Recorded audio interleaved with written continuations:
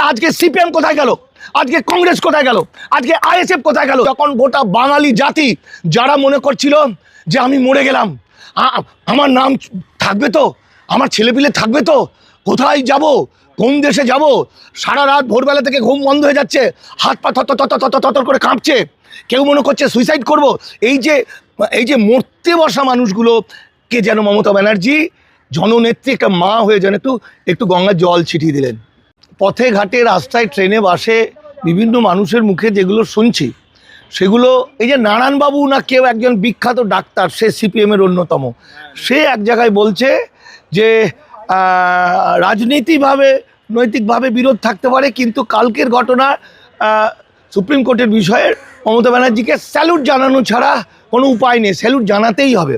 তো শুধু তাই নয়, বিজেপির লোক, বিজেপি আসলে তো নিজের অস্তিত্ব, তারপরে তো বিজেপি, আগে তো নিজের ছেলে পিলে, তার অস্তিত্ব, তার নাগরিকত্ব, তারপরে তো বিজেপি নাকি, তারপরে তো সিপিএম, তারপর তো অন্য পার্টি।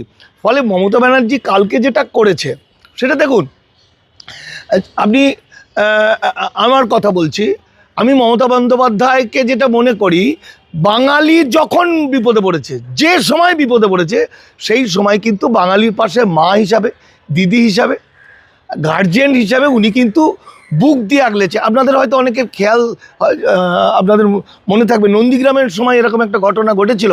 আমি মুখ্যমন্ত্রী মমতা বন্দ্যোপাধ্যায়ের সঙ্গে রাজ্যপাল গোপাল কৃষ্ণ গান্ধীর কাছে গেছিলাম, এবং সেদিনও মুখ্যমন্ত্রীর যে অ্যাটিটিউড বাঙালিকে বাঁচাতে, নন্দীগ্রামকে বাঁচাতে, তার জীবনের যেন ভিতর থেকে সমস্ত যন্ত্রটা বেরিয়ে আসছে। এবং গোপাল কৃষ্ণ গান্ধী খুব ভালো মানুষ ছিল, তার সামনে তিনি ফ্রেন্ডলি ইংরাজিতে বলছেন, হাওয়াও করে কাঁদছেন যে মানুষগুলোকে বাঁচাতে হবে।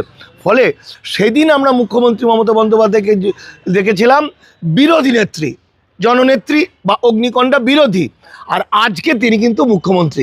কিন্তু আজকে মুখ্যমন্ত্রী অর্থাৎ সংবিধানের 256 নম্বর ধারা অনুযায়ী কেন্দ্রের আইন রাজ্য সরকার মানতে বাধ্য, অর্থাৎ একটা প্রোটোকলের মধ্যে আছে, একটা সাংবিধানিক পদের মধ্যে আছে। তিনি যুক্তরাষ্ট্রীয় কাঠামো, কেন্দ্রীয় সরকারের বিরুদ্ধে তার একটা লিমিটেশন আছে, সে প্রতিবাদ করতে পারে, কতটা করতে পারে, তাই তো। কিন্তু দেখা গেল আজকে সেই জননেত্রীর ভূমিকাটা আমরা দেখতে পেলাম কালকে, এবং অগ্নিকন্যার ভূমিকাটা দেখতে পেলাম কালকে। কেন? তার ব্যক্তিগত কারণে নয়, তার পার্টির কারণে নয়। যদি কেউ মনে করে এটা তার পার্টির জন্য করছে, তাহলে তিনি মুখের সরকার বাজ করছেন।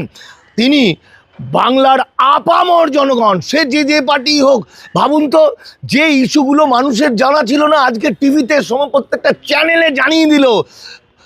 সুপ্রিম কোর্টের রায়, মমতা ব্যানার্জির কালকের ঘটনা, তার মামলার রায় কী হবে সেটা অ্যানাদার প্রশ্ন, কিন্তু যে কথাটা উঠে এলো সেটা কিন্তু ঘরে ঘরে মানুষ জেনে গেল যে শুধুমাত্র হিন্দু ম্যারেজ অ্যাক্টের যে বিয়ের পরে বউয়ের টাইটেল পাল্টে যায়, এই টাইটেল পাল্টে যাওয়া মানুষগুলোর মধ্যে একটা বিরাট অংশের মানুষ বেনাগরিক হয়ে যাচ্ছে, ভোটার তালিকায় নাম থাকবে না। এই যে আমি মানিক মণ্ডল বা মানিক কুমার যদি হয়ে যায় তাহলে সে শেষ হয়ে গেল। আবার শেখ মুসলমানদের ক্ষেত্রে তো প্রত্যেকটা ব্যাপারে যেগুলো মানুষের খেয়াল ছিল না, এই যে লজিক্যাল ডিসক্রিপেন্সি বলে যে একটা মিথ্যা, একটা নাটক, একটা ভয়ঙ্কর কিছু বাঙালির উপর চাপিয়ে দেওয়া হচ্ছে, কালকে মুখ্যমন্ত্রীর কথার মধ্যে দিয়ে মহামান্য একদম সুপ্রিম কোর্ট, দেশের প্রধান বিচারপতি শুনতে পেলেন। দেশের প্রধান বিচারপতি শুনতে পাওয়ার চেয়েও অনেক বেশি গুরুত্বপূর্ণ, পৃথিবীতে যত বাঙালি আছে এবং ভারতবর্ষের যত বাঙালি আছে, শুধু বাঙালি নয়, ভারতের মানুষরা জানতে পারলো যে বাংলায় বিজেপি আরএসএস নির্বাচন কমিশনকে কাজে লাগিয়ে কিভাবে বাঙালিদের চিরকালের জন্য বন্ডেড লেবার বানাতে চাইছে, বাংলার কোটি কোটি মানুষকে চিরকালের জন্য বেনাগরিক বানাতে চাইছে। সেটা মুখ্যমন্ত্রীর ভাষণ, মুখ্যমন্ত্রীর প্লিট করা, এবং সেই কালকের ঘটনা, সুপ্রিম কোর্টের ঘটনা, কালো কোট পরে মুখ্যমন্ত্রী মমতা বন্দ্যোপাধ্যায় তিনি রাজ্যের জনতার মা হয়ে, তিনি কিন্তু মুখ্যমন্ত্রী হিসাবে নয়, তিনি পশ্চিমবঙ্গবাসীর মা হয়ে বুক দিয়ে আগলে রেখেছে তার সন্তানকে বাঁচানোর জন্য। তিনি যখন বলছেন, প্রধান বিচারপতিকে বলছেন যে ডিজিটাল কি যেন লজিক্যাল ডিসক্রিপেন্সির নামে কি হচ্ছে, যখন বলছে যে এই যে কি বলে একদম লাস্ট পর্যায়ে মাইক্রো অবজারভার, এই মাইক্রো অবজারভার বা এই যে পদ্ধতিগুলো এটা সম্পূর্ণ বেআইনি শুধুমাত্র বাংলার জন্য। মমতা বন্দ্যোপাধ্যায় যখন মানে যেমনভাবেই হোক বাংলাকে দখল করতে হবে, মমতা ব্যানার্জি যখন বলছেন প্রধান বিচারপতিকে, তখন তিনি যেন কথা বলছেন না, মনে হচ্ছে একটা জননীর ভিতর থেকে যন্ত্রণা তার সন্তানদের বাঁচানোর জন্য সেটা বেরিয়ে আসছে, সেটা মুখ দিয়ে তার চোখ দিয়ে বেরিয়ে আসছে, আমার সন্তানদের বাঁচাও, আমার সন্তানদের বাঁচাও।